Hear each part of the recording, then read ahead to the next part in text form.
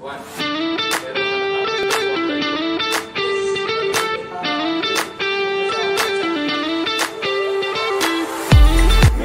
the Men's Ministry.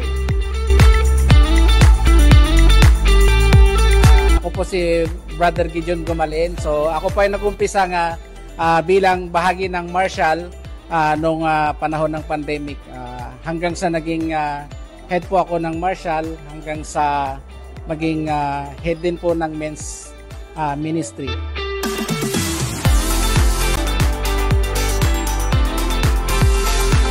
Ako nga po pala si Badmani. Bilang sumuporta sa mga naunang sumuporta sa Men's Ministry, ang experience ko po rito mas madaldal po ang kalalakihan kaysa sa kababaihan. Sa kadaldalan namin sa Men's Ministry, napatatag po ang pananampalataya ng bawat isa at patuloy na lumago sa pananampalataya sa Panginoon.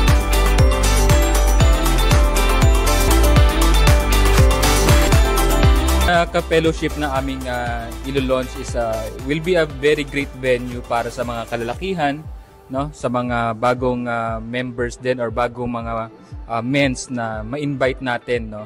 And magkaroon tayo ng magandang fellowship together, no? Iba kasi ang samahan ng pag mga kapwa kalalakihan ang nagsasama-sama, not only for the friendship, no, but also for having that deeper spiritual growth among ourselves.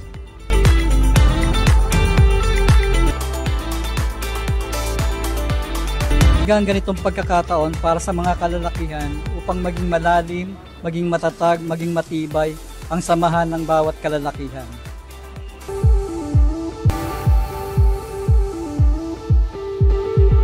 Mga kalalakihan na hindi pa masyadong involved sa ministry at bago pa lang atin, huwag kayong matatakot. Hindi naman nangangain itong mga to eh. Tutulungan nila kayong lumago sa pananampalataya. At hindi naman po seryoso tong seryosong usapan. Kumbaga friendly lang to, group na ating mangyayari.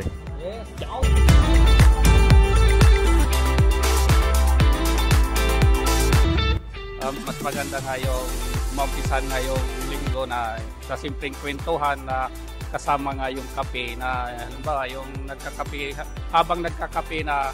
Pero ang pinaka-sentro talaga doon, yung Diyos talaga.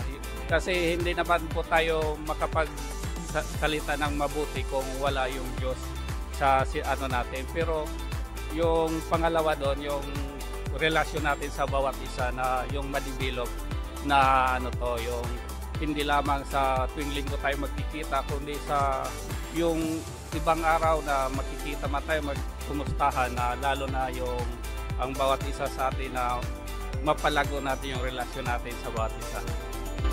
Iniimbitahan namin kayo dumalo sa aming ka-fellowship ngayon na!